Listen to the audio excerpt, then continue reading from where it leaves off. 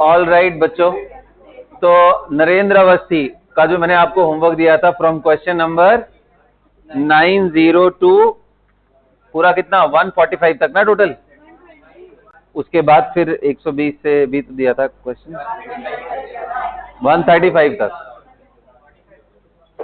2 दिन का वर्क मिलता है ना भाई। चलिए आइए कोई बात नहीं, 120 तक ही कर लेते हैं, आ जाओ। 91 से लेके 91 से लेकर के 95 तक में क्या डाउट है?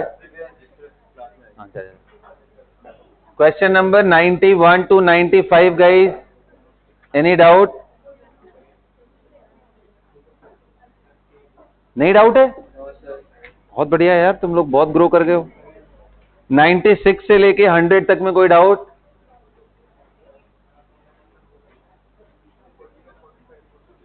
क्वेश्चन नंबर 101 से लेके 105 में कोई डाउट? क्यों नहीं किया?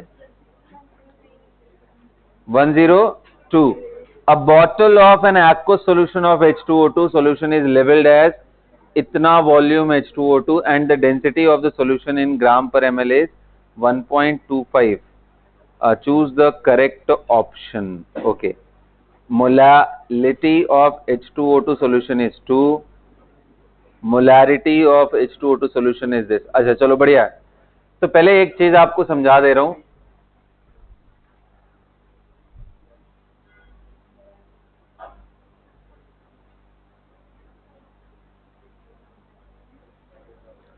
सबसे पहले एक चीज समझा दे रहा हूं, देखो X वॉल्यूम H2O2 को मतलब क्या होता है, राइट? जैसे मान लो अगर आपको कभी भी X वॉल्यूम लिखा हो, ध्यान से सुनो, X volume H2O2 means X by 11.2 molar, ये लिख लो भाई सब लोग H2O2।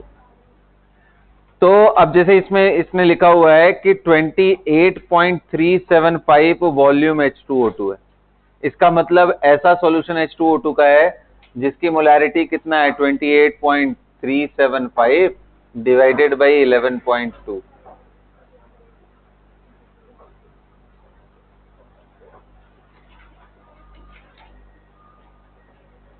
ठीक है, अब हो जाएगा क्या ये क्वेश्चन, या बताना पड़ेगा अभी भी?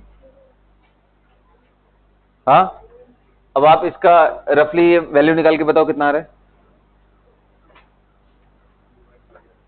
बोलो ना। 2.4 के आसपास आ रहे हैं। सो दिस इज 2.4 मोल पर लीटर। अब इसने क्वेश्चन में दिया हुआ है कि density of solution is 1.25।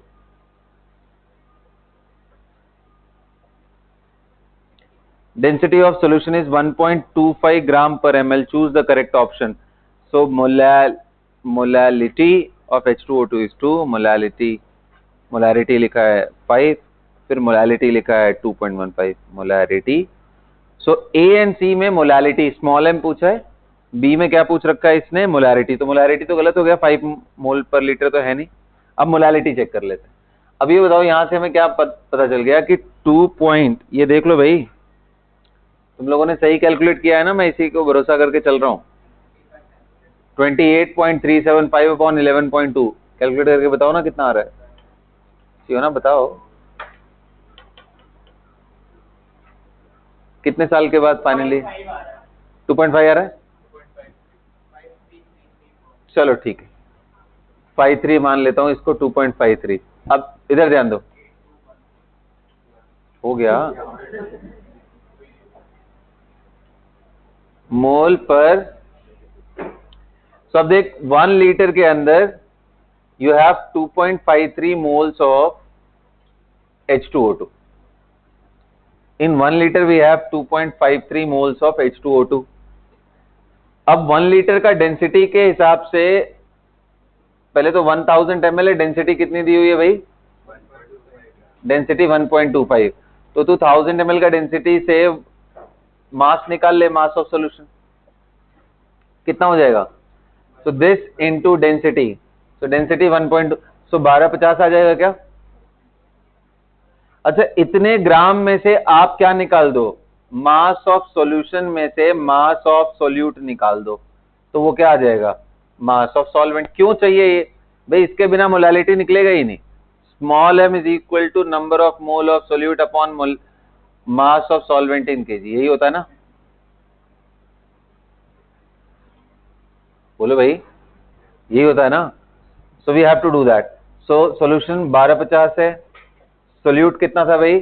Solute 2.53 मोल पर लीटर। सो बताओ 2.53 का मास कितना आएगा?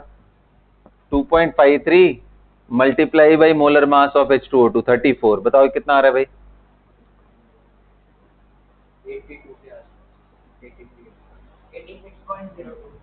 86 ग्राम मान लो उसको ना। तो कितना आ गया ये? 1250 में से 86 निकालो, कितना आ रहा है? निकालना।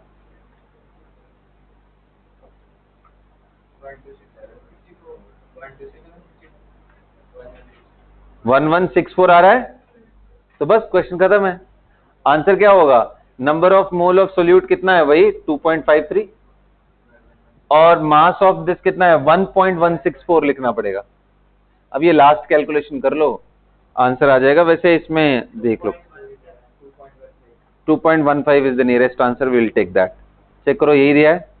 हाँ, सो बेसिकली इसमें जो हर्डल था आपके लिए वो कौन सा था कि भाई x वॉल्यूम H2O2 का मतलब क्या है, right? So x volume H2O2 is equal to x by 11.2 और ये फिगर याद भी रहेगा, 22.4 का हाफ होता है ये। और डेरिवेशन अगर आप करोगे, मैं आपको जब S ब्लॉक पढ़ा रहा हूँ तो उसमें आपको डिस्कस करूंगा बेसिकली हाइड्रोजन के अंदर कि ये वॉल्यूम कंसंट्रेशन कैसे निकालते हैं। अभी के लिए आप इतना काफी है। Molarity of H2O2 which is x volume will be x upon 11.2, ये याद कर लेना सब लोग, इसका यूज आएगा। तो ये अच्छा क्वेश्चन था, पूछ लिया तुम लोगों ने, सेटल्ड है ना? बोलो सी हो ना? 10345 में कोई डाउट है? नहीं? हाँ, 5 में है doubt. A certain public water supply contains 0.1 ppb of chloroform. How many molecules of CHCl3 would be obtained in 478 ml drop, 0.478 ml drop of this? Oh my God, this is very very less. देखो वो solution का density कितना दिया है? Water के density के बराबर 1 ग्राम पर ml। अब मेरी बात सुनो ध्यान से, ये क्या बोल रहा है? 0.1 ppb, पार्ट्स पर बिलियन। क्या होता है भाई पार्ट्स पर बिलियन? तो हम ऐसा लिखते हैं, mass of solute upon mass of solution into 10 के power 9 is equal to ppb concentration. इसका मतलब 0.1 दिया है ये, और इधर mass of solute to mass of solution. अभी कितने लोग कह रहे हैं जब बहुत डाइल्यूटेड हो जाए, कोई भी चीज बहुत ज्यादा डाइल्यूट हो जाए तो सॉल्यूशन के अंदर पूरा पूरा सॉल्वेंट ही सॉल्वेंट प्रेजेंट है, सॉल्यूट बहुत नेग्लिजिबल है, तो हम मास ऑफ सॉल्यूशन को मैं मास ऑफ सॉल्वेंट भी बोल सकता हूं। Good morning everybody, did you understand this point? If something is extremely diluted, in that case the mass of solution will be nearly the mass of solvent itself, क्योंकि solute बहुत कम है उसके अंदर। समझ आ रहा है विंदर?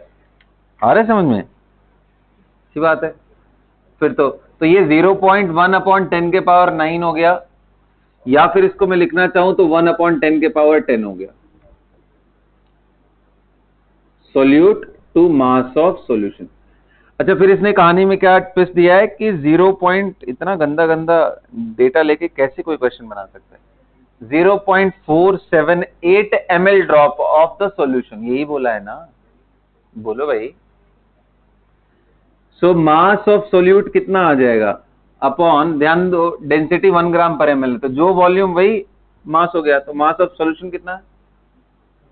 बोलना मोटू लोग, जल्दी बताओ। 0 पॉइंट, अरे बोलो यार तुम लोग। 478 is equal to 1 upon 10 के power 10. So guys, mass of solute will come out to be 0.478 into 10 के power minus 10. This is mass of solute. Solute है क्या इसमें? Chloroform CHCl3। तो क्या आप इसका मोलर वेट निकाल लोगे बेटा? 12 + 1 13 + 35.5 × 3, जोड़ के बताओ कितना हुआ? जल्दी जोड़ के बताओ, कैलकुलेशन है, प्योर कैलकुलेशन है। अब ये मोलर मास से इसको डिवाइड कर दोगे तो क्या आ जाएगा तुम्हारा? मोल। और मोल में एवोगाड्रो नंबर से मल्टीप्लाई कर दोगे तो नंबर ऑफ सॉल्यूट पार्टिकल्स आ जाएंगे। यही होता है ना? 1 मोल बराबर कितना होता है? 6.02 × 10⁻20।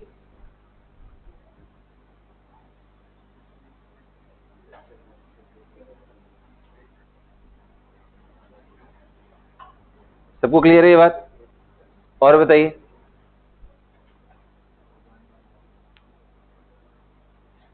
और बताइए भाई, 106 से लेके 115 तक में क्या डाउट है?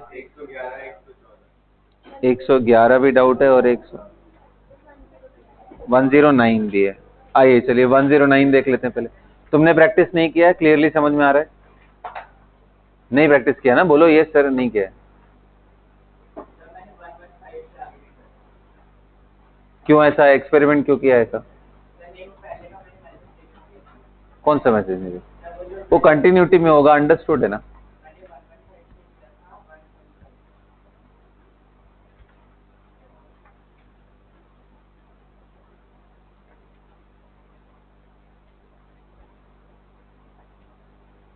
चलो 109 समझ लेते हैं। 0.607 grams of silver salt of tribasic acid was quantitatively reduced to this gram of pure silver. What is the molecular mass? ये बहुत बढ़िया क्वेश्चन है बेटा। ये मैंने इसका कंसेप्ट आपको बताया जरूर था मोल कंसेप्ट में, बट मुझे लगता नहीं कि आपके पल्ले कुछ भी पड़ा रहा होगा उस टाइम पे, तो मैं एक बार दोबारा रिवाइज करा देता हूँ। ठीक है, ध्यान से सुनना, इसलिए डाउट सेशन होना चाहिए, वरना आपकी ना नॉलेज इनकम्प्लीट रह जाएगी। जब तक कि आप इसको सॉल्व करके डाउट अपना क्लियर नहीं करोगे, उस जगह पे अटके ही रह जाओगे।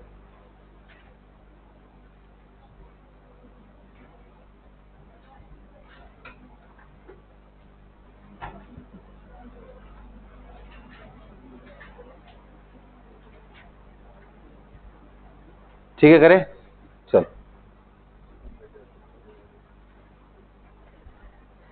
देखो, silver salt of tribasic organic acid, ये ध्यान रखना बेटा, इलेक्ट्रोकेमिकल सीरीज बताया था आपको। तो उसमें हाइड्रोजन के नीचे, स्पेशली कॉपर के नीचे जो भी हैं,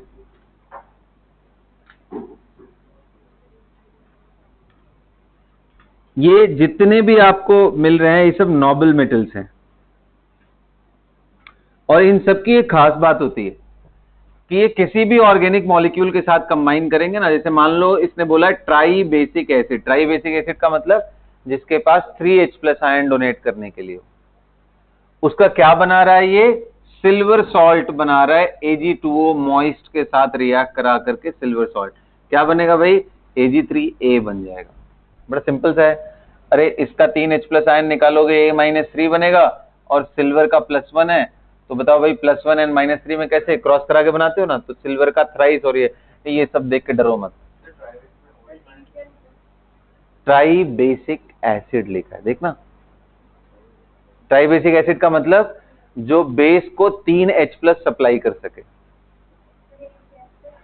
ए क्या है? I am assuming the tri basic acid to be H3A। Tri basic का मतलब अरे इसमें यही सब फिर से ब्रेक डाउन करता हूं। A monobasic acid means the one which can donate only one H+ ion. So symbolically I can represent that acid to be HA. Break down होने के बाद H+ and A- देगा। This is monobasic acid. इसको monobasic भी बोल सकते हो और इसको आप मोनोप्रोटिक भी बोल सकते हो। Monoprotic acid you can say, or you can say monobasic acid। बोलो भाई, ऐसे H2A लिख रहा हूं, तो अगर आप ब्रेक डाउन करो तो 2H+ आयन + A-2, इसको आप डाई बेसिक एसिड और डाइप्रोटिक एसिड बोल सकते हो। ऐसे ही अब समझ आ गया, वो ट्राइप्रोटिक एसिड है, उसका सिल्वर सॉल्ट बनाना है, मतलब सारे H प्लस गायब करके सॉल्ट बनना चाहिए, तो H प्लस हटा के मैंने बना दिया ये। अब जो बात बताने वाला हूं वो आपका पूरा जीवन बदलने वाला है, ठीक है। जब भी आप कोई भी सिल्वर का, प्लैटिनम का, गोल्ड का किसी भी ऑर्गेनिक मॉलिक्यूल के साथ कंपाउंड बना हुआ है, तो अगर इसको स्ट्रांगली हीट करते हो तो बेटा जो राख होती है ना, राख, रेसिड्यू, जला देने के बाद, स्ट्रांग हीटिंग करने के बाद जो बचता है लास्ट में, वो सिर्फ और सिर्फ सिल्वर की राख होगी। बहुत ही जबरदस्त चीज है। सोचो, इतना कीमती राख तो हमें चाहिए ही चाहिए भाई। सिल्वर रेसिड्यू, पूरा चांदी चांदी मिल रहा है अपन को, नहीं? तो ये इनकी कैरेक्टरिस्टिक है, नोबल मेटल ऐसे ही हैं, ये ऑक्सीजन तक से कंबाइन करके हायर टेम्परेचर पे स्टेबल नहीं हो सकते। जबकि सोचो, दुनिया में सबसे पावरफुल एलिमेंट्स में दो ही का नाम सबसे ज्यादा आता है जो किसी के साथ भी कंपाउंड बनाने का पावर रखते हैं। पहला नंबर फ्लोरीन, दूसरा ऑक्सीजन। ये दोनों इतने ज्यादा पावरफुल एलिमेंट्स में से हैं जो कि आप सोच लो नोबल गैसेस तक को घसीट के कंपाउंड बनाते हैं। Xg plus F2 it forms XgF2। सोचो, इनके साथ कौन कंपाउंड बनाता है? नोबल गैसेस के साथ। ये इनको फोर्स कर सकते, तो बाकियों का तो कोई वैल्यू ही नहीं है इनके सामने। लेकिन उनके साथ भी हाई टेम्परेचर पे ये Nobel metal stable, high temperature पे बोल रहा हूं, लोअर टेम्परेचर पे आपको सिल्वर ऑक्साइड मिलेगा। वरना क्या होता है, जब आप कभी भी कोई भी चीज हीट करते हो तो ऑक्सीजन कंटेनिंग अगर चीज है तो ऑक्साइड बनता है उसका प्रोडक्ट लास्ट में। लेकिन यहां देखो क्या बन गया, फ्री सिल्वर। ऐसे याद रखना, एक दूसरा पॉपुलर रिएजेंट है platinic acid. Platinic acid, what is that? HPTCl6। अगर ये +4 में करोगे तो H2PTCl6 ऐसे रिप्रेजेंट करते हैं, नाम होता है प्लैटिनिक एसिड। अब जैसे हम सिल्वर सॉल्ट का यूज करते हैं एसिड्स के लिए, वैसे ही प्लैटिनिक एसिड्स का यूज करते हैं ऑर्गेनिक बेसिस के लिए। बड़े बड़े मॉलिक्यूल आके लास्ट में बेसिक एक ग्रुप उसके अंदर हो जाएगा हाइड्रोक्साइड का, तो इसका यूज में करते हैं। तो जब कभी भी आपको बेसिस का मॉलिक्यूलर वेट डिटर्मिनेशन करना हो तो प्लैटिनिक एसिड आपको देगा। समझ गए? तो भाई अब क्वेश्चन बड़ा आसान है, अब यहां से पढ़ना शुरू करो, अब इसके बाद कर लोगे। बस मेन चीज यही था कि सर ये गर्म करने पे बाकी सब चीजें उड़ जाएंगी वोलेटाइल इंप्योरिटी के फॉर्म में। वोलेटाइल कंपोनेंट गायब हो जाएंगे और यही रेसिड्यू मिलने वाला है। तो अच्छी चीज क्या है पता है, इसमें आप सिल्वर के एटम्स निकाल दो और यहां जो सिल्वर के एटम है वो सेम रहेंगे, क्योंकि सिल्वर उड़ा ही नहीं। कौन उड़ा? ए के अंदर जितनी कहानियां थी सब गायब हो गई। तो यही बेसिकली एटॉमिक कंजर्वेशन लगा दिया हमने। Number of moles of silver atom before reaction must be equal to number of mole of silver atom after reaction, क्योंकि ये कहीं गया ही नहीं, यही राख बन गया है, रेसिड्यू बन गया। आप करोगे क्या? अब करो इसको ट्राई। 109, वही तो अभी समझाया, ये प्लैटिनिक एसिड है, क्लोरोप्लैटिनिक एसिड। इसका H दोनों गायब कर दोगे और कोई बेस इसके साथ जोड़ दोगे तो वो सॉल्ट बन जाएगा ना। अब जैसे सॉल्ट लिखना हो, मेरे को रिएक्शन दिखाना हो, BOH, this is mono acidic salt. या यूं बोल लो कि इसके साथ अगर मैं H2PT का रिएक्शन कराऊंगा, ध्यान रखना एक ही B पे, जैसे ये H प्लस है वैसे ये B प्लस है, तो बिल्कुल ऐसे ही बन जाएगा। क्या बन जाएगा? B2PTCl6। This is the salt of the base which is accepting only one proton. अगर यही BOH का होल ट्वाइस हो जाता तो इसका जो प्लैटिनम के साथ सॉल्ट होता वो ये होता, BPTCl6। और अगर इसको स्ट्रांगली गर्म करते तो यहाँ प्लैटिनम मिलता है, यहाँ प्लैटिनम मिलता है, ये रेसिड्यू होते हैं, यही समझा रहा हूं तब से। क्वेश्चन में क्या दिया हुआ है भाई, 109 पढ़ो आप। 0.607 grams of silver salt of tribe, 0.607 ग्राम। इसको स्ट्रांगली गर्म करने पे रेसिड्यू कितना मिला, ये कहानी में लिखा हुआ है, कितना लिखा है, 0.3। तो अब पूछ रहा है इसका मोलर वेट बताओ। देख रहे हो ना क्वेश्चन कैसे घुमाया हुआ है। तो मैं क्या लगाऊंगा, number of mole of silver, दोनों इक्वेट कर दूंगा। इधर इधर बताओ सिल्वर का मोल कितना आएगा, तो 0.607 divided by 3 into 108 plus molar mass of A. Can I से लाइक दिस, भाई ए का मेरे को मालूम नहीं है कितना है, इंटू 3। कैन आई से लाइक दिस, ये क्या किया मैंने, ये क्या किया, this I have calculated, basically मैंने ये किया कि मोल ऑफ Ag3A में अगर आप 3 से मल्टीप्लाई करो तो आपको सिल्वर का मोल मिलेगा, यही किया है ना। अरे इसके एक मोल में कितना सिल्वर प्रेजेंट है, 3 मोल। तो ऐसे क्यों आश्चर्य के साथ देख रहे हो तुम लोग भाई मुझे। सो 1 mole of this compound have 3 mole of silver. Sorry क्या बकवास कर रहा हूं यार मैं, हाँ सही है, वैसे बकवास कुछ नहीं कर रहा हूँ। Ag3A 3 टाइम्स ही होगा, यहाँ पे 3 सिल्वर एटम प्रेजेंट है ना 1 पार्टिकल के अंदर, तो इसलिए इसके जितने भी पार्टिकल आएंगे उतना इंटू 3 करना पड़ेगा। So this is on the reactant side, कितना मोल था, और उतना ही रेसिड्यू में बचेगा, और रेसिड्यू का मोल तो मैं निकाल ही लूंगा भाई, इतना अपॉन 108।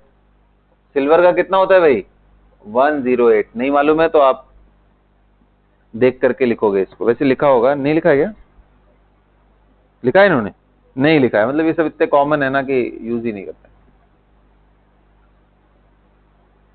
सिल्वर बहुत कॉमनली यूज होता है ना, मैंने कुछ बोला था कि आप रखना, सीबीएसई के अंदर नहीं देता है डेटा कई कई बार। क्या चीज, मास, नहीं याद है वो कहाँ यूज होता है।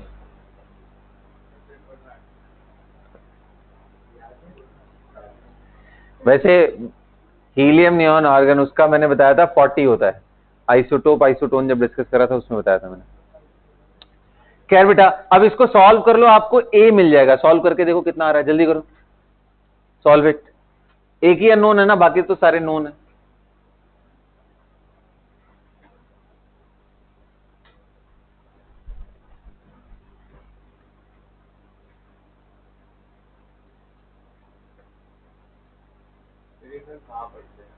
कहाँ पे,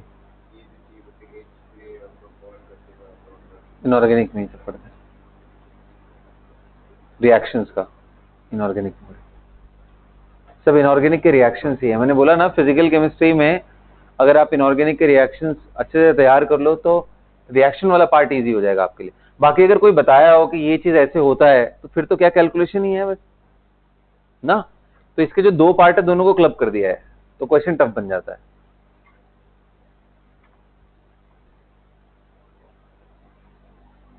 इसलिए मैं तुमको दोबारा ये चीज सुना रहा हूँ, समझा रहा हूँ कि देख ऐसे यूज करते हैं।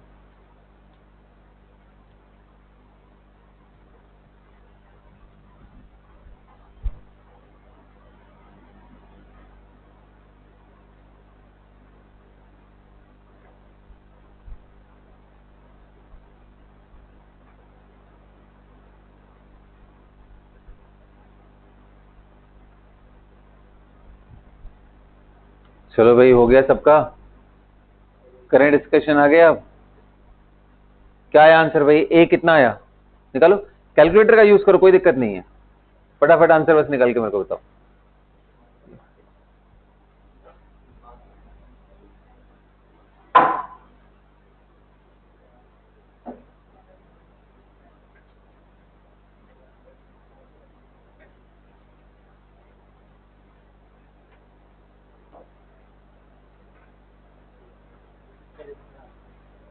कितना आ रहा है, 593677 कर लो। हाँ वो बहुत ही गंदा कैलकुलेशन है बट करोगे कोई।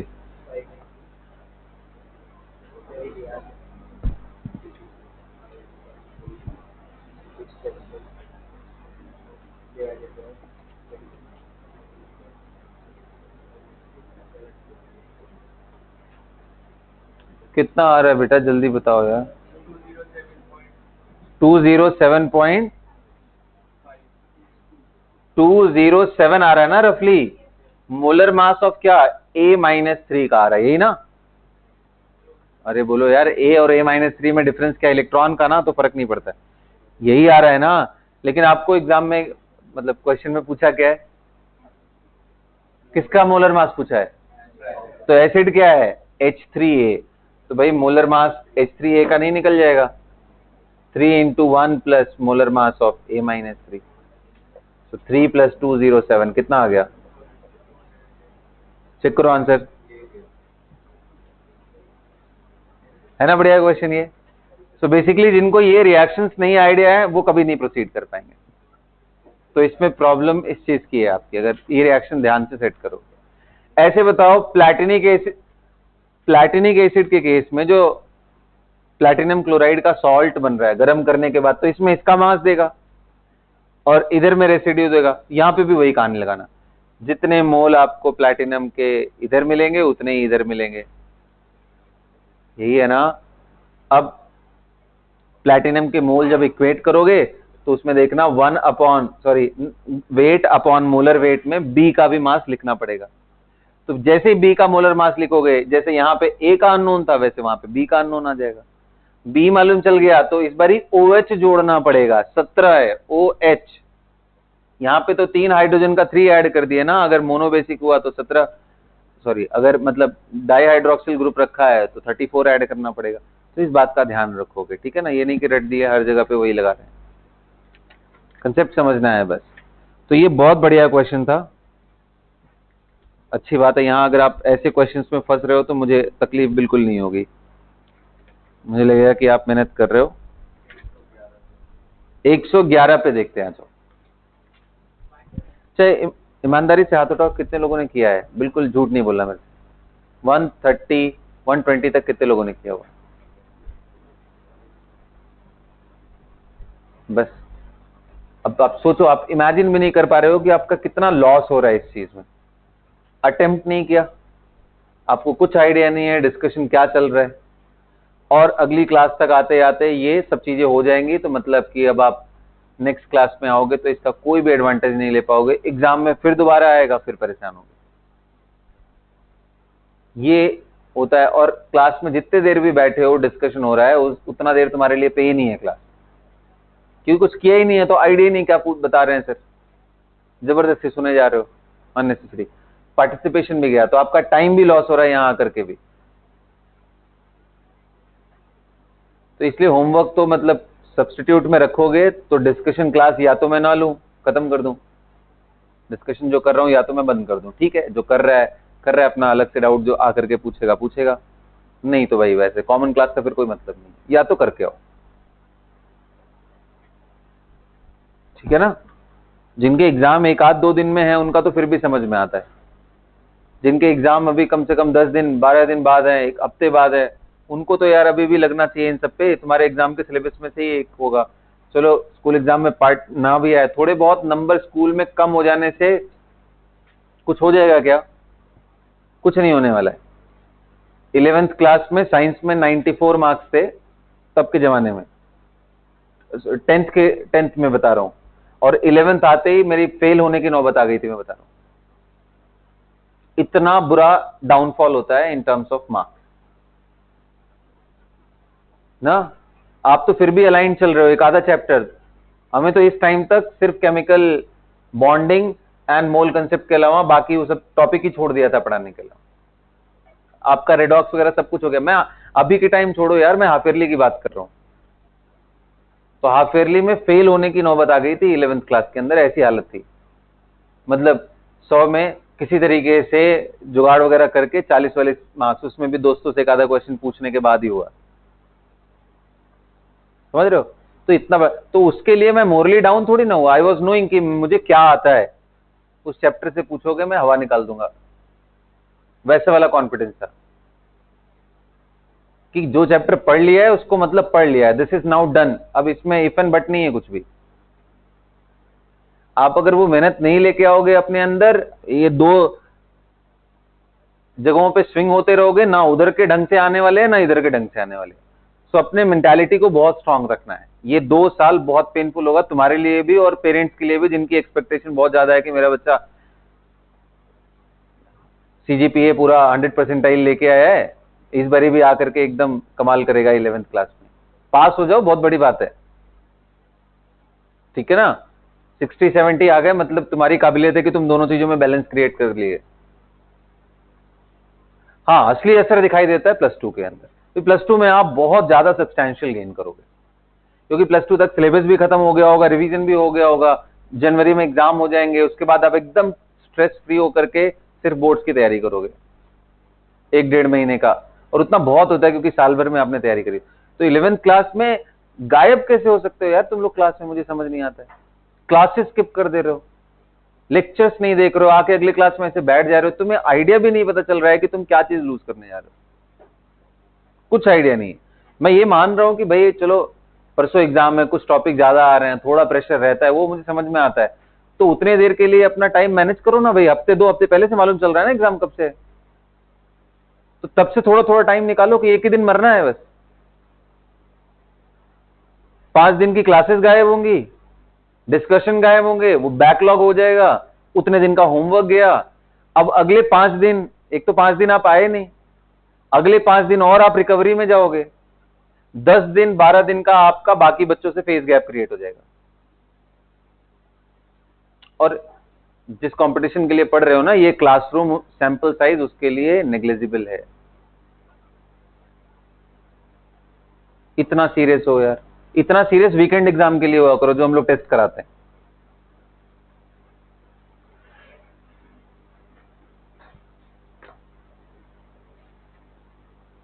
क्वेश्चंस नहीं करके आओगे, कोई फायदा नहीं है इन सब चीजों का। क्लास तो किसी भी हालत में नहीं छोड़ना चाहिए। 2 बजे के बाद से क्लासेस होती है ना आपकी, आपके स्कूल एग्जाम्स तब तक ओवर हो जाते हैं, उसके बाद आपको आके चुपचाप क्लास अटेंड करना चाहिए। करो ना मैनेज भाई, कैसे करोगे आप, कब मैनेज करना सीखोगे ये सब चीजें।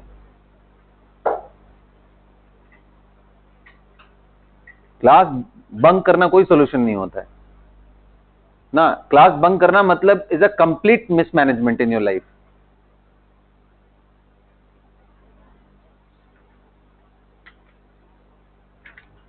ठीक है भाई, 50 क्वेश्चन मिल गए करने के लिए, 30 करेंगे, लेकिन करेंगे एटलीस्ट उस चीज को, उतना करते हुए चलना है।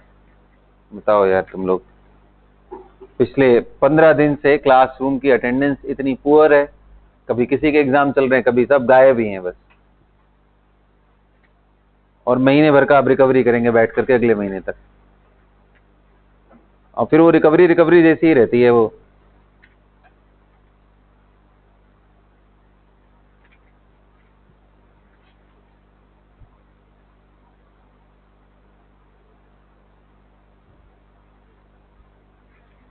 कोई पूछता भी नहीं है जिंदगी में 11वीं में कितने नंबर लेके आए थे।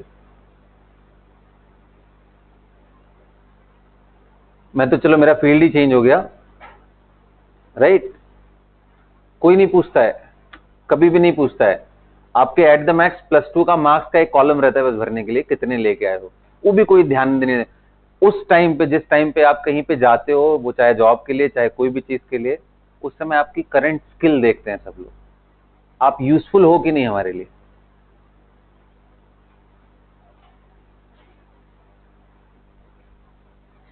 तो ऐसे फालतू चीजों को चेज करोगे तो जिंदगी भी फालतू ही बन जाएगी, याद रखना, ठीक है। चेज हमेशा सही चीजों को करना चाहिए। यहाँ यार इस चीज के पीछे पड़ना है, ताकि अगर इसमें कुछ करते करते, मेहनत करते करते एटलीस्ट हम कुछ तो बन जाएंगे।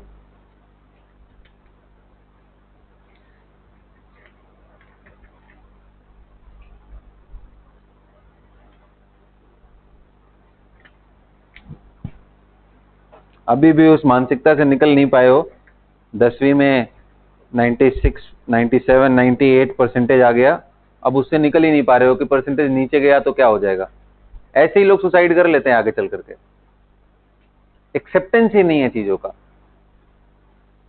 वर्चुअल दुनिया में जी रहे हैं, मतलब कि ठीक है भाई 11वीं 12वीं ना, अब तो पढ़ते पढ़ते आइडिया हो गया होगा। एक चैप्टर स्ट्रक्चर ऑफ एटम जो पढ़ा था, क्या पूरे तुम्हारे 10वीं के सिलेबस पे भारी नहीं था वो?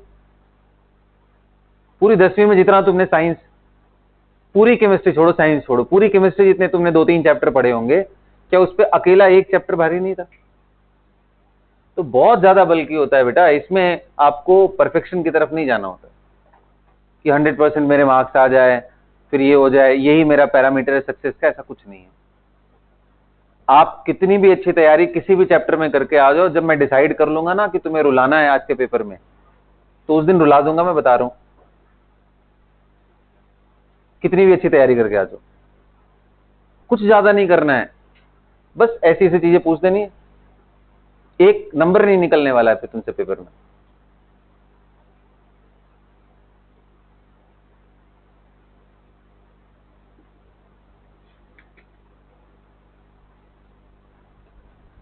तो इसलिए मतलब बहुत ज्यादा पागल होने की जरूरत नहीं है एग्जाम के पीछे। पढ़ाई करो भाई, मैं मना नहीं कर रहा हूं, एग्जामिनेशन भी जाकर के लिखो, अच्छे से करो, बट मतलब एटलीस्ट यार ये मेरे समझ के तो बाहर है, क्योंकि मैंने कभी जिंदगी में जो जहां से मुझे समझ में आया, मैंने उसको कभी भी सेकेंडरी प्रायोरिटी पे नहीं रखा। भाई स्कूल में जाता था, मुझे समझ नहीं पड़ता था वो क्या पढ़ा रहे हैं, वो कैसे पढ़ा के समझा पाएंगे भाई, इतने मिनिमम नंबर ऑफ लेक्चर्स होते हैं, इतना डीप में कैसे जाएंगे यार। वो टॉपिक लिख के कहानी कुछ और पढ़ा रहे हैं, एग्जामिनेशन में पूछ, जो स्कूल को ही सीरियसली लिया है वही सबसे पहले फेल हुआ है।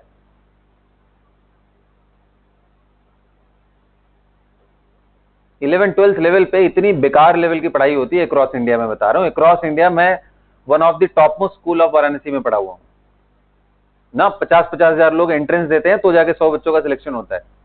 उस जगह पे जब लेक्चरर्स का लेवल ये नहीं है, तो बाकी जगहों पे कैसे हो सकता है यार, ये मैं कैसे मान लूं।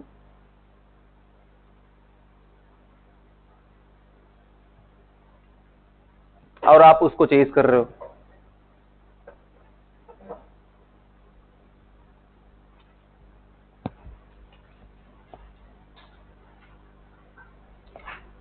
ठीक है, चलो खैर, अपनी अपनी चीजें हैं भाई। चलो अब तो फैसिलिटीज भी आ गई हैं रिकॉर्डिंग वगैरह की।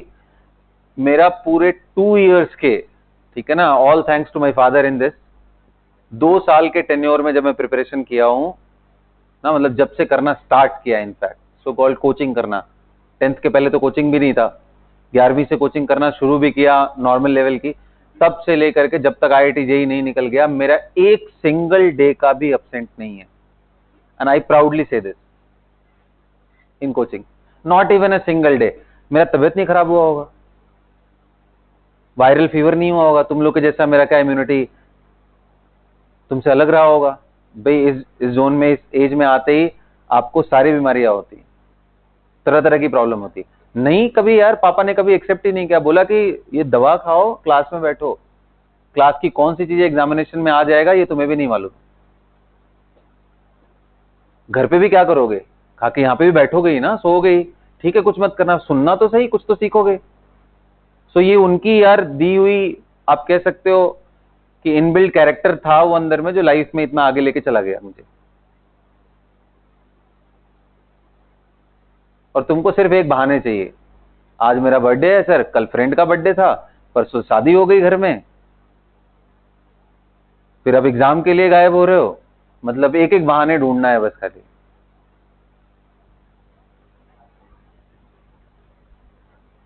ऐसे चीजों में अगर ऐसे लगे रहोगे, ये कोई मजाक थोड़ी ना है यार। आजकल तो यूनिवर्सिटी एग्जाम भी मजाक नहीं रह गया है। जिस लेवल में इंडिया में स्टूडेंट सब अपीयर हो रहे हैं यूनिवर्सिटी एग्जाम के लिए, वहां पे भी मतलब लाखों में कंपटीशन है, हजारों में तो कहीं गिनती ही नहीं होती है। और आप तो मतलब one of the top most exams के लिए प्रिपेयर कर रहे हो भाई, जहां पे 10-12 लाख भी बहुत छोटा नंबर हो जाता है इस चीज के लिए।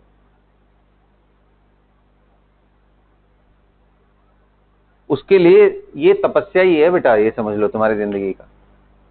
ये जो भी 1.5 साल बचे हुए हैं ना, ये तुम्हारे लाइफ का सबसे बड़ा फेज चल रहा है, जिसमें या तो कुछ बन जाओगे, या तो इसके बाद फिर तुम्हें कोई पूछने वाला है।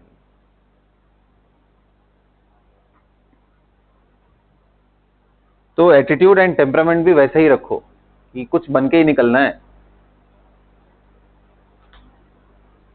और आप यहाँ पे आकर के सिर्फ फिजिक्स, केमिस्ट्री एंड बायोलॉजी या मैथमेटिक्स यही सब नहीं सीखते हो। इंस्टीट्यूशन में आकर के आप एक डिसिप्लिन एनवायरनमेंट में बैठ करके पढ़ना भी सीखते हो, अपना स्टेमिना भी इंक्रीज करते हो कि नहीं भाई मैं 4 घंटे क्लास ले करके भी मैं घर जाके 6 घंटे पढ़ सकता हूँ, वो भी बिल्ड करते हो। ये और कहीं से नहीं आ पाएगा आपके अंदर। देखो ना वारों की तरह जो आपके फ्रेंड्स होंगे जिनको छोड़ दिया गया होगा कि हाँ भाई बच्चे पे प्रेशर नहीं देना, उनकी हालत देखो क्या है। 10 दिन बाद आके आप ही से डाउट पूछ रहे होंगे कि यार बता दे यार भाई कैसे करना है इसको।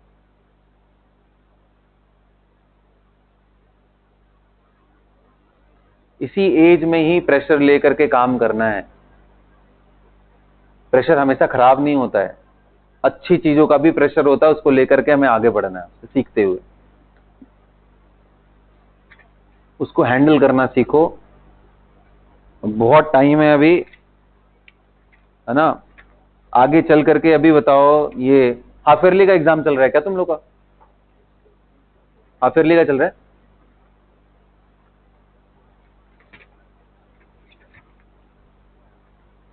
चलो सही। ऐसे तुम लोग क्लासेस यूटिलाइज करोगे तो हो चुका भाई, क्या मैं बोलूं। आगे बताओ। क्योंकि पहले से मालूम रहता है कि इतने दिनों बाद एग्जाम है, ऐसे आने वाला है, फिर भी यार बंक बताओ, मतलब मेरे समझ से तो परे है भाई, मैं नहीं समझ सकता हूँ। हाँ चलो एक बारी देख लेते हैं हम लोग कहाँ पे थे भाई। 109 हो गया, 111 में देख लेते हैं पहले। So 20 ml of mixture of CO and H2 were mixed with excess of O2 and exploded and cooled. Was the volume of all the volume room temperature. Determine the volume ratio V1 is to V2 of CO and H2 in the original mixture. ठीक है, ये थोड़ा मतलब मैं बोलूंगा कि मतलब आपको ना स्टेट्स ऑफ मैटर का भी थोड़ा यूज करके इसमें करना पड़ेगा, हालांकि उतना बेसिक इन्फॉर्मेशन आपको मैंने पहले दिया हुआ है ना। तो चलते हैं, क्योंकि रेशियो पूछा है तो आई गेस हम लोग कर सकते हैं। पहले तो ये काफी लोगों को तो समझ में ही नहीं पड़ रहा होगा कि हुआ क्या। ये CO ले लिया, H2 ले लिया, 20 ml मिक्सचर है। अब सारी प्रॉब्लम इस चीज की हो रही है कि रिएक्शन क्या हुआ, मेन प्रॉब्लम यही हो रही है ना। बोले भाई अगर मैं आपको बता दूं कि किस तरीके से रिएक्शन हो रहा है तो उसके बाद क्या बचा रह गया? 1 मोल रिएक्टिंग विद 2 मोल, यही बचा रह गया है बस। तो होता भी वही है बस। तो इसलिए न्यूमेरिकल्स इसके टफ होते हैं just because of you do not know the reaction. अब आप गेस करो इसमें क्या हो रहा होगा। इसको बोल रहा है कि mixed with excess of oxygen, मतलब ऑक्सीजन की कोई कमी नहीं है भाई, इसने खूब सारा ऑक्सीजन डाल दिया। मान लो 10 ml का जरूरत है, 200 ml डाल दिया ऑक्सीजन, ऐसा है। फिर जो प्रोडक्ट बन रहा है वो क्या बन रहा है? तो बताओ भाई CO कहां जाएगा? हाँ जी बिल्कुल सही, ये CO2 बनाएगा। और H2 कहां जाएगा बेटा? H2O में चला जाएगा। तो इस 20 ml में अगर x ml ये था तो 20 माइनस x ये हो जाएगा। अगर भाई x ml एक था तो दूसरा कितना हो जाएगा? 20 माइनस x। दोनों ऑक्सीजन से रिएक्ट करेंगे। अगर मैं वॉल्यूम में ही डिस्कशन करूं तो हमें मालूम है PV is equal to nRT। अगर सिमिलर कंडीशन है तो वॉल्यूम एंड मोल प्रोपोर्शनल होते हैं, तो इसलिए मैं मोल एंड वॉल्यूम को एक जैसा ट्रीट कर सकता हूं ना। तो यानी x ml है तो CO2 कितना बनता है? x ml, क्योंकि ऑक्सीजन की कोई कमी नहीं है इसलिए उस पर टेंशन मत लो। ये अगर 20 माइनस एक्स है तो H2O कितना बना? 20 माइनस एक्स, यही बना ना। और रिएक्शन मिक्सचर में क्या बचा होगा? ऑक्सीजन, क्योंकि वो एक्सिस लिया था तो इसलिए बचा रह गया होगा। तो अब प्रोडक्ट में हमारे पास CO2 है, H2O है, CO2 है एंड O2 है, जो कि अनरिएक्टेड, जो एक्सिस में आपने लिया था ये बचा रह गया। अगर यहां तक समझ गए हो तो क्वेश्चन कुछ आपको आगे पता पड़ने वाला है इसमें क्या करना है। यहां तक समझ में आया? कोई दिक्कत किसी को? अब ध्यान से देखो, जब आप गर्म करते हो तो नेचुरली कई बार हायर टेम्परेचर तक ले जाने की वजह से जो H2O है वो वेपर फॉर्म में या गैस फॉर्म में रहता है। लेकिन जब आप कूलिंग करने लग जाओ रूम टेम्परेचर तक तो क्या होगा? सारा H2O लिक्विड में चला जाएगा। तो आप कहानी में पढ़ो एक बार क्या लिखा है उसने। Exploded and cooled. तो जब आप इसकी कूलिंग करोगे गैस गैस गैस, तो H2O नीचे चुपचाप आकर के लिक्विड फॉर्म में बैठ जाएगा। मतलब ये एक लेवल दिखाना चाहिए मेरे को, H2O नीचे आ जाएगा, ये लिक्विड हो चुका होगा। और अब इसमें गैस क्या क्या रह गई होंगी? Only 2 gases, CO2 and O2। CO2 जो बना है, O2 जो अनरिएक्टेड है। क्लियर है? अब इसके बाद इसने क्या कहानी बोला कि there was a volume contraction of 18 ml।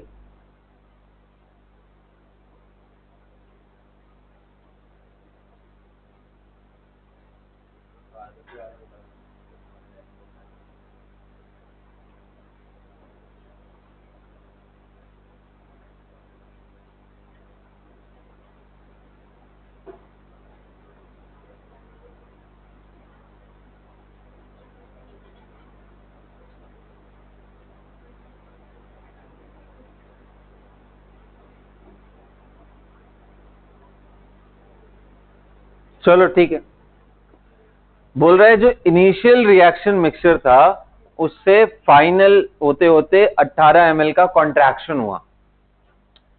तो इनिशियल मिक्सचर में क्या क्या प्रेजेंट होगा? एक तो भाई CONH2 जिनका कंबाइंड वॉल्यूम कितना है 20 ml। और क्या प्रेजेंट होगा? जो ऑक्सीजन जिसने रिएक्ट किया। ऑक्सीजन 2 तरह के होंगे, रिएक्टेड एंड अनरिएक्टेड। अनरिएक्टेड तो लेफ्ट साइड में भी है, राइट साइड में भी है। तो वो तो राइट माइनस लेफ्ट करोगे तो अनरिएक्टेड अनरिएक्टेड गायब हो जाएगा। तो लेफ्ट साइड में अगर मैं ऑक्सीजन को नहीं ध्यान दूं दोनों तरफ, तो सिर्फ रिएक्टेड लेके आऊं तो मेरा काम चल जाएगा। नहीं तो कर लेते। तो फिलहाल मैं रिएक्टेड पे ध्यान देता हूं। बताओ भाई, इसके x ml के लिए इसका कितना ml लगेगा? देखो x/2। इसके 20 - x के लिए इसका कितना लगेगा? देख लेना, रिएक्शन बैलेंस्ड है ना। 20 - x/2। Did you guys agree? ये दोनों जोड़ लूंगा तो वॉल्यूम ऑफ ऑक्सीजन रिएक्टेड मेरे को मिल जाएगा। कितना आया? x/2 प्लस 20 - x/2 कितना आ गया? बोलो 10 ml आ जाएगा। यानी जो शुरुआत में हमारे पास था रिएक्टेड, यानी 10 प्लस अनरिएक्टेड हमारे पास है। तो अब प्रोडक्ट साइड में भी अनरिएक्टेड। अब मैं दोनों का डिफरेंस ले लेता हूं। तो बोलो भाई, प्रोडक्ट में क्या है हमारे पास? सिर्फ CO2 बचा है कूलिंग करने के बाद। और क्या बचा है? और क्या बचा है? O2 जो अनरिएक्टेड है। अब मैं अगर इसमें से इसको घटाऊंगा, अच्छा CO2 कितना है? CO2 देखना यहां से मिल रहा है ना, जितना CO उतना ही CO2 ना, तो x ml है। तो अकॉर्डिंग टू क्वेश्चन जो प्रोडक्ट का वॉल्यूम है, यानी x plus oxygen unreacted minus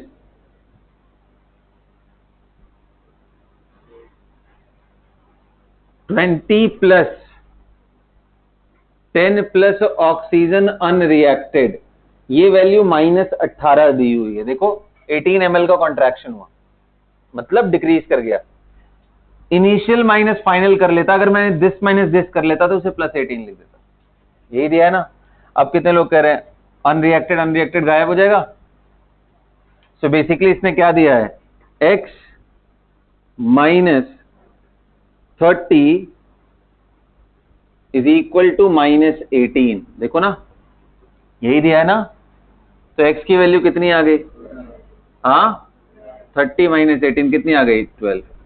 बहुत बढ़िया यार, क्वेश्चन ही खत्म हो गया। ये क्या किया इसने? बोला ना volume contraction of 18 ml is observed, तो मैंने वही इक्वेशन लिखा। फाइनल वॉल्यूम जो मेरे को मिला वो इनिशियल वॉल्यूम से 18 ml कम है। इनिशियल वॉल्यूम कितना था? ऑक्सीजन का वॉल्यूम प्लस CO का प्लस H2O का। फाइनल वॉल्यूम क्या है? सिर्फ CO2 का, ऑक्सीजन जो अनरिएक्टेड है। अनरिएक्टेड दोनों जगह पे एक काम कर लो ना, आप y मान लो, यहां y मान लो। रिएक्टेड तो आपने निकाल लिया, अनरिएक्टेड आप y मान लो। तो यहां y लिखोगे तो आपको इजीली दिख जाएगा, क्योंकि अनरिएक्टेड तो दोनों जगह से गायब हो जाएगा। कॉन्ट्रैक्शन हो रहा है मतलब डिक्रीज कर रहा है। सो इनिशियल माइनस फाइनल करोगे तो नेगेटिव आएगा। फाइनल माइनस इनिशियल करोगे तो नेगेटिव आएगा क्योंकि डिक्रीज कर रहा है, तो इसलिए मैंने वहां -18 लिखा। तो क्या मिल गया X12? भाई अगर आपको X12 मिल गया है यानी CO कितना मिल गया 12 ml, तो H2 कितना होगा 8 ml होगा। क्वेश्चन में क्या पूछा है, हो गया क्वेश्चन, खत्म हो गया। ये बहुत अच्छा क्वेश्चन है इन अ वे कि इसमें आप ना simple mass by molar mass लगा के कुछ नहीं कर पाओगे। इसमें आपको रिएक्शन समझना है, रिएक्शन को कैसे यूज करते हैं वो समझना है, प्रॉब्लम स्टेटमेंट देखना है, फिर आपको ये इक्वेशन बनाने हैं। और ऐसे ही क्वेश्चन अगर आप करोगे तो आपको एकदम इजी गोइंग हो जाएगा ये सब, ठीक है। तो चलो कोई नहीं, इस बारी टेस्ट में देखते हैं क्या करोगे तुम लोग, ये तो कंबाइंड टेस्ट है ना सबके साथ। चलो सीनियर्स का भी एग्जाम चल ही रहा है, तो वो चीज तुम लोग बोल भी नहीं सकते हो कि नहीं सर उनका एग्जाम नहीं चल रहा, उनका भी एग्जाम ही चल रहा है।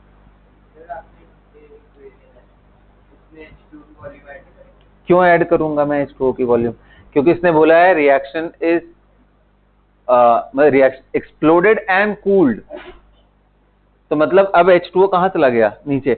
और जब भी कोई गैसियस अमाउंट को जब लिक्विड में बनाते हो तो 100 ml 1 ml में कन्वर्ट हो जाता है, इतना ज्यादा फर्क पड़ता है, तो नेग्लिजिबल हो गया। इसलिए मैंने H2O का लिक्विड वाला वॉल्यूम ऐड नहीं किया। समझे क्वेश्चन क्या पूछ रहा था? हाँ बस खत्म, ठीक है। चलो भाई, तो आज बस यहीं तक डिस्कस करता हूं। और कौन सा रह गया? 116 रह गया। कौन सा बताना है? और हाँ बता रहा हूँ रे, 1 to 6 अभी 120 के अंदर बताना। Oxidation state of bleaching powder, देखो चलो ये भी बताता हूँ। ब्लीचिंग पाउडर, इसके बाद तो बहुत आसान क्वेश्चन है ऑक्सीडेशन। ब्लीचिंग पाउडर क्या होता है, देखो कैल्शियम हाइड्रोक्साइड का जब रिएक्शन कराते हैं हम लोग मिक्स्ड एसिड के साथ HCl एंड HOCl के साथ, तो एक OH H निकालता है, एक OH यहां से H निकालता है, HOCl है बेटा। तो जो हमारा कंपाउंड बनता है वो बनता है Ca+2 Cl- एंड OCl-। तो यहां पे क्लोरीन का +1 स्टेट आएगा और यहां पे क्लोरीन का -1 स्टेट आएगा। कैल्शियम ऑक्सीक्लोराइड बोलते हैं ब्लीचिंग पाउडर का जो कंपोनेंट होता है। इसमें लिखा भी है ना CaOCl2, देखो तो CaOCl2 में एक नॉर्मल क्लोराइड होता है, दूसरा ऑक्सीक्लोराइड होता है, इसको लिख लेना, बस इतना ही है। हाँ इसके बाद कौन सा पूछ रहा था भाई, तू बता। 126 देख ले, क्या हुआ किसका? कैसे बनाओगे? Calcium oxychloride is an ionic compound. Ionic compound में क्या स्ट्रक्चर बनाओगे? तो कैल्शियम 2+ लिखोगे। अरे यार कैसी बातें कर रहे हो तुम लोग, मॉलिक्यूलर स्ट्रक्चर किसका बनाते हैं हम लोग? कोवलेंट। हाँ तो एनायन का सही बना रहे थे तुम, लेकिन एनायन में तुमने कंबाइंड ले लिया ना OCl2, ये गलत हो गया। OCl2 -2 ऐसे लिखोगे तो आपको दिखेगा ही नहीं कुछ भी। यहां पे पता क्या आ जाएगा आंसर? 0 आ जाएगा, करके देखो। तो 0 इसलिए आता है क्योंकि एक क्लोरीन का +1 है, एक क्लोरीन का -1 है, और जब आप यहां से निकालते हो तो वो उसका एवरेज वैल्यू बताता है, तो इसलिए 0 आ रहा है। This is not the right way of doing that. तो ये है मजेदार। अब देखो तुम्हें इतना लग रहा होगा कितना भारी भरकम है, पता नहीं कैसे सर ऐसे याद होगा। तो मुझे भी 11वीं में लगता था कि ये सब मॉलिक्यूल कैसे निकालते हैं, लेकिन 12th के अंदर जब केमिकल रिएक्शंस पढ़ना शुरू किए तो सब पता चला यार ये तो इंपॉर्टेंट कंपाउंड। तो bleaching powder is a very important compound, आपके घरों में भी यूज होता है। आपने देखा होगा खास करके जब हमें अच्छा अभी अभी तो चलो फिर कम, एक जमाना था जब सिर्फ कुएं से पानी निकाल के लोग पीते थे। तो बहुत दूर नहीं है, इंडिया बहुत तेजी से बदल गया है पिछले 15-20 साल में। 15-20 साल पीछे चले जाओ तो ये बड़ी कॉमन प्रैक्टिस, मैंने अपने बचपन में देखे हुए हैं लोगों को कुएं से पानी निकाल करके पीते हुए। तो उसमें बारिश के टाइम पे क्या होता है, नेचुरल सी बात है, वो ऐसा ह्यूमिड टाइम होता है जो इन्फेक्शंस बहुत बढ़ जाते हैं, तो तरह तरह के ऑर्गेनिज्म हैं वो ग्रो करने लगते हैं। तो उसको प्यूरिफाई करने के लिए लोग ब्लीचिंग पाउडर, ताकि एटलीस्ट ऊपर से चीजें क्लीन रहे। हाँ लेकिन उसमें सोचो ना, बाई प्रोडक्ट्स हमारे लिए मैंगनीज का हमारे अंदर पता नहीं क्या फर्क पड़ता हो। क्लोराइड वगैरह तो ये तो जब रिएक्शन कर जाएगा तो इसमें कैल्शियम आयन मिलने वाला है, क्लोराइड आयन मिलने वाला है, दोनों ही हमारे बॉडी के अंदर चाहिए ही होता है। सोडियम क्लोराइड नहीं खाते हो तुम, भर भर के डालते हो सब्जियों में, नमक कम हो जाए तो उल्टा चिल्लाने लगते हो घर में, नाटक, आज नमक कम पड़ गया, होता है ना। तो NaCl तो खा ही रहे हैं, कैल्शियम तो हमें चाहिए ही चाहिए भाई, भर भर के जो आप मिल्क ले रहे हो उसमें कैल्शियम का अमाउंट रहता है ना, तो खैर उसकी हड्डियां कमजोर पड़ जाएंगी। जिन लोगों को भी खड़े होने में पैर में दर्द होने लगता है वो अपने बॉडी के अंदर वापस से चेकअप करवाओ मिनरल्स वगैरह का, तो पता चलेगा कि आप कैल्शियम डिप्राइव्ड हो। कर लेंगे उसको भी। कौन सा 114 के अंदर कौन क्या बताना है इसमें? अच्छा हाँ देखो ये सब चीजें हैं अब यार, कोई बात नहीं, मैं समझाता हूँ। This was explored with this. तो इसमें देखो, अब मैं एक्चुअली मैं एक्सपेक्ट कर रहा था कि यहीं पे शायद वो सब चीजें देगा। देखो ध्यान से, कभी भी बोले कि रिएक्शन मिक्सचर में मैंने कोई बेसिक कंपाउंड डाला जैसे KOH या फिर NaOH या कैल्शियम हाइड्रोक्साइड, तो याद रखना वो एसिडिक ऑक्साइड को खींच लेगा अपने पास, एसिडिक ऑक्साइड को अपने पास खींच लेगा।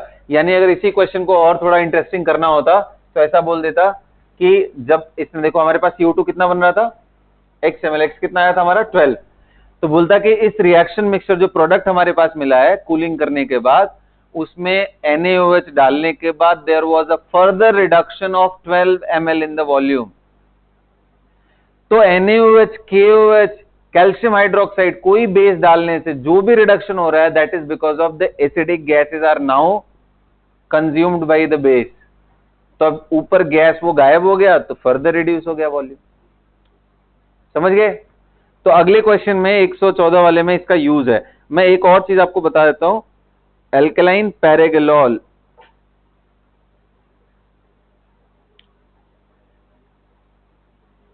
alkaline paragolol is used to absorb unreacted oxygen।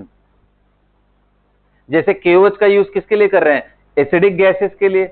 वैसे ही alkaline paragolol is used to absorb unreacted oxygen, या ऑक्सीजन जितना भी पड़ा हो आप एक्सेस में लोगे सबको खींच लेगा अपने अंदर, ये बात लिख लेना था तुम लोग। अब इस क्वेश्चन को ट्राई करना है एक बार, क्योंकि एक हमने किया है ना, एक इसको ट्राई करना, देखो तुम लोग कहां तक चले जाते हो। ठीक है, अभी नहीं करो, अभी तो हम लोग पढ़ेंगे ऑर्गेनिक, घर जाके करना दोबारा। कौन सा क्वेश्चन और बचा रह गया? 126 बचा रह गया।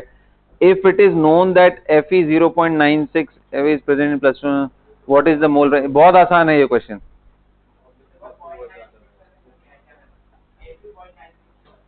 इसीलिए तो मैं बोल रहा हूं आसान है ये। Fe 0.96 O है। चलो भाई एक बार ये क्वेश्चन सब लोग ट्राई करोगे? कितने लोगों ने किया है ये, हाथ उठाओ।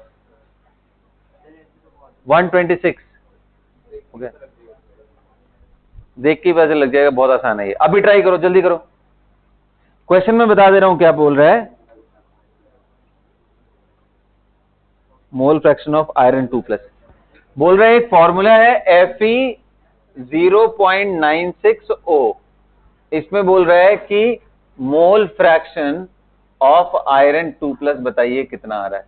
मतलब basically number of iron in 2+ divided by number of iron in 2+ plus iron in 3+, ये बताना है बेसिकली।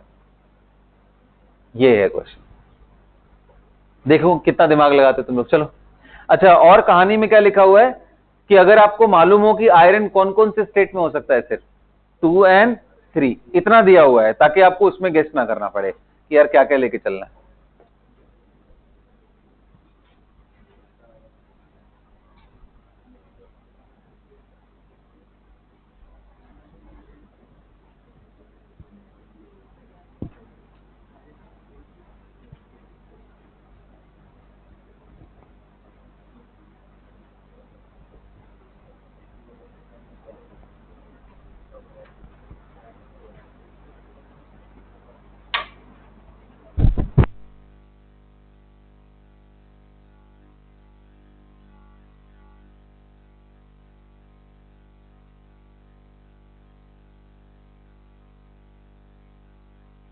हिंट देता हूं ये कि आप चार्ज बैलेंसिंग के बारे में सोचो,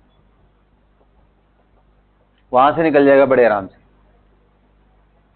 कि भाई जितना टोटल नेगेटिव है उतना ही टोटल, तभी सॉल्ट बैलेंस होगा, है ना। तो आप कुछ एज्यूम कर लेना इसके कुछ यूनिट एंड उसके हिसाब से आप बैलेंसिंग लगा के करो। मैं पूरा बता दूंगा नहीं तो खत्म हो जाएगा क्वेश्चन। चल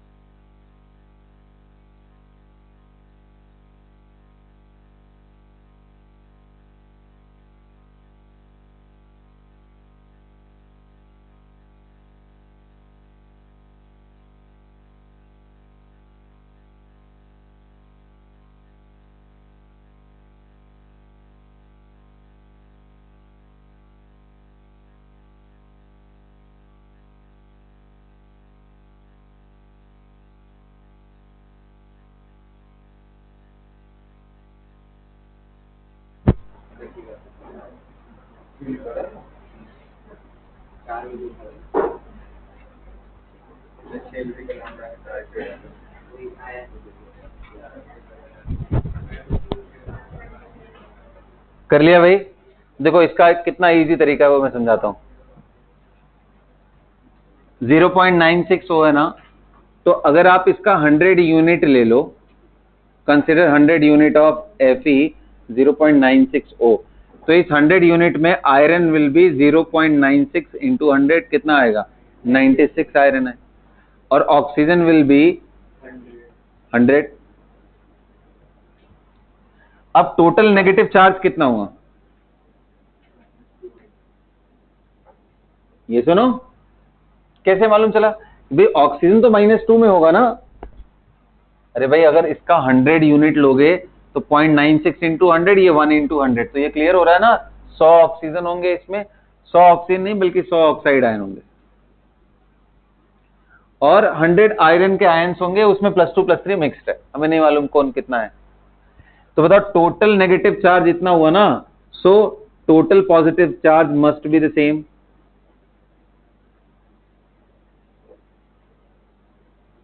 क्योंकि भाई प्लस माइनस बैलेंस ही रहते हैं। अब भाई मैंने मान लिया कि इस 96 आयरन में मैं मान ले रहा हूं कि X ऐसे हैं जो 2+ में है, तो 96 - X किस में हो जाएंगे, आयरन 3+। हमेशा वेरिएबल कम से कम एज्यूम करो। कुछ लोगों का आदत है इसको X इसको Y मान लिया, फिर X + Y को फिर एक अलग इक्वेशन बना रहे हैं। तो ऐसे खत्म करो इसको, जितने कम वेरिएबल होंगे उतना इजी होगा सॉल्व करना, ठीक है। अब भाई चार्ज मेरे को निकालना है, X आयरन 2+ है तो चार्ज कितना आया, 2 इंटू, ये 3+ है तो 3 इंटू, अब ये दोनों का सम किसके बराबर आना चाहिए, 200 के, तो यहां से X निकल जाएगा, that will give you the number of iron 2+। फिर 96 - X करोगे, आयरन 3+ आएगा। मोल फ्रैक्शन निकालना है तो mole of 1 upon sum of the mole of 2, it is that simple, बहुत आसान है ये।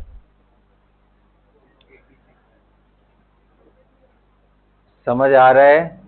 और अगर आपको डायरेक्ट मोल फ्रैक्शन चाहिए तो आप ऐसा कर सकते हो, जैसे मैंने 100 यूनिट एज्यूम किया, आप 1 यूनिट एज्यूम कर लिए ना, तो आप मान के चलो कि 0.96 आयरन ही प्रेजेंट है, तो इसमें से X 2+ में हुआ और वही 0.96 - X किस में प्रेजेंट हुआ, आयरन। लेकिन ये बड़ा वियर्ड सा लगता है, 0.96 - X, ये कोई एटम ही थोड़ी ना दिखेगा, इसलिए मैंने बोला कि इतने यूनिट लो ताकि आपको थोड़ा एक टेंजिबल फॉर्म में दिखाई दे। 96 आयरन समझ में आता है, 0.96 आयरन क्या होता है, तो वो मोल के टर्म। यहां से भी करोगे तो X डायरेक्टली निकालोगे, फिर से कहानी वही बनने वाली है।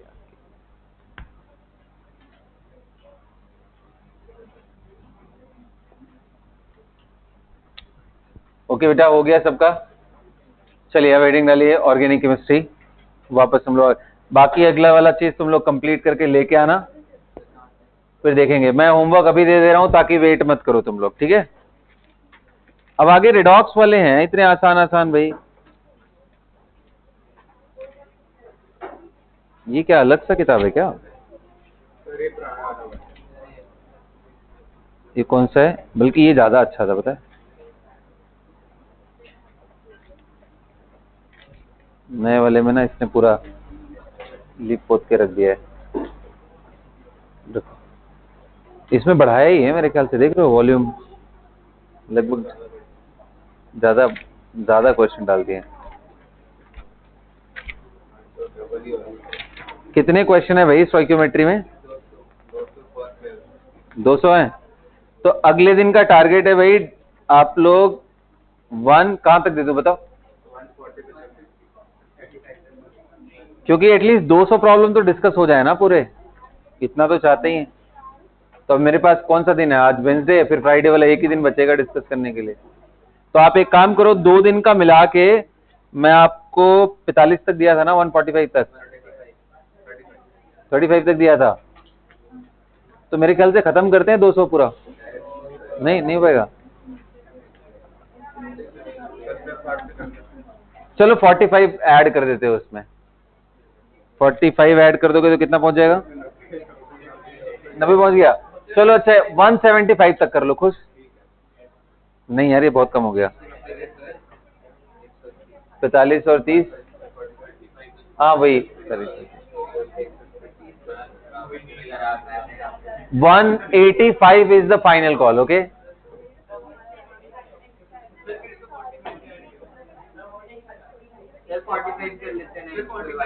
हाँ अगले 45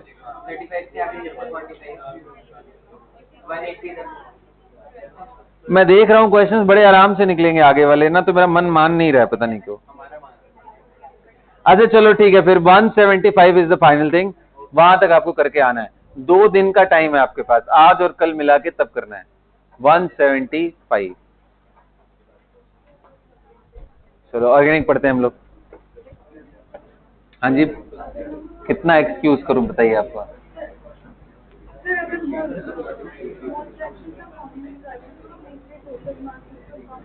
मास क्यों ले लेंगे?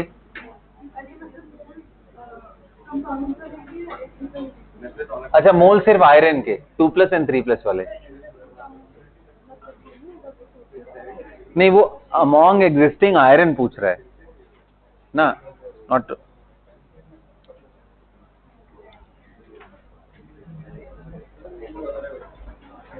चलो भाई हेडिंग डालो सब लोग।